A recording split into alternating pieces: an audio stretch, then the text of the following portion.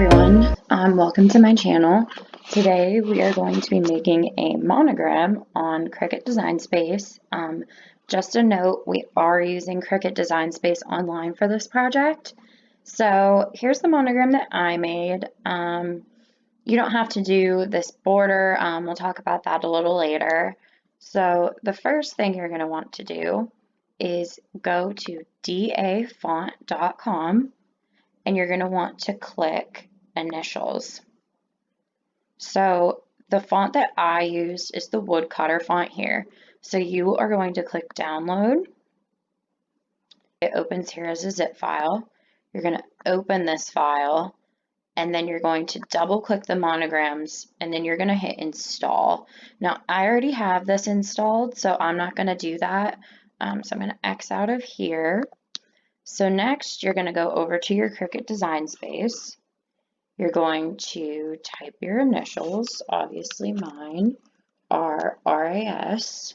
And, I already have it in Monogram, so let me just switch it to something here. So you're going to type your initials in lowercase letters. Okay.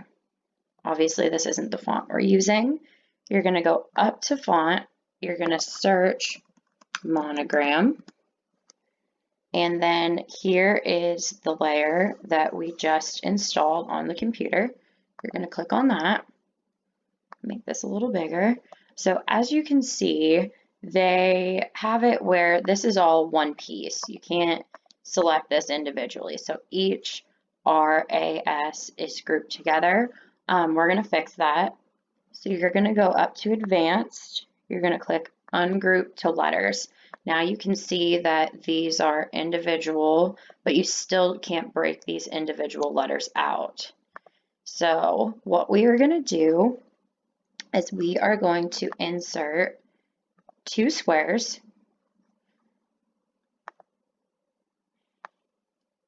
So the next thing you want to do is you want to shape this square to fit over your first letter, or fit over these letters, so your first and second letters are the only ones showing. So as you can see, I covered up all the other letters here.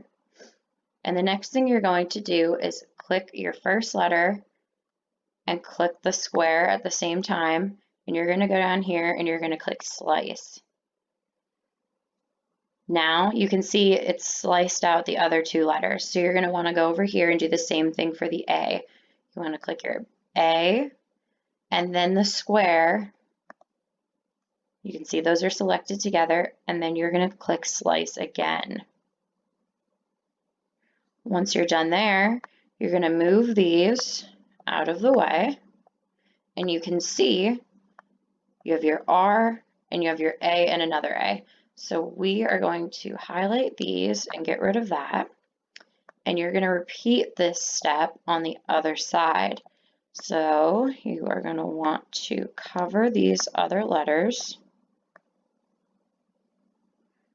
That should be good there.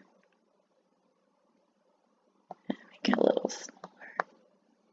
Okay, so you're going to do the same thing. You're going to control click on your A and your square, click slice, then do the same thing with the S, control click your square, and click slice. Now you're going to do the same thing, move all of this out of the way, highlight all of that, highlight all of that, and delete. So now you have your three individual letters here. You're just going to move them together as one. So I just try to get this gapping in between the letters as close as I possibly can.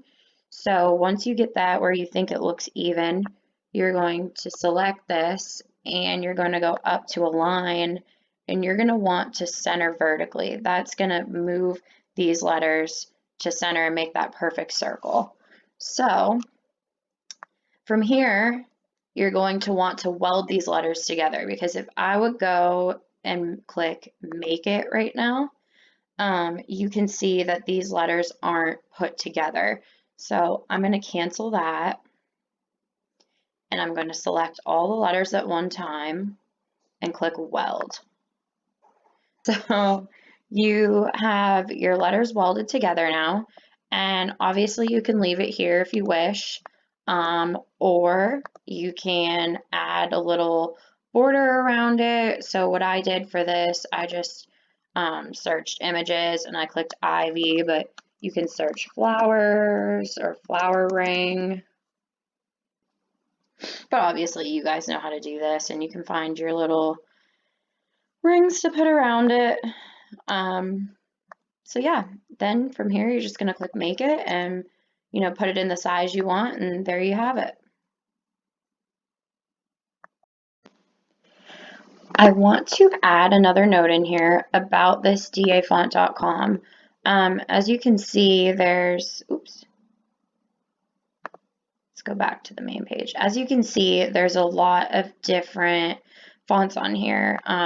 So if you want to use anything that maybe you can't see on your design space, like for example, like this is a very classic, 70s font, or this obviously 70s, Western. There's all kinds of different, like this is obviously, your good Western, Texas looking fonts. Any of these, you can do the same thing in Cricut Design Space. I haven't found a way where I can import these into my Cricut Design Space app. So I do use, when I am using these fonts, I am using them on the web page. But if anyone finds a way to import those differently onto the app, let me know. But yeah, so if you guys like this design and want to see what I'm going to do with this, stay tuned for part 2 of this video, and I will show you how I am implementing this onto a craft project.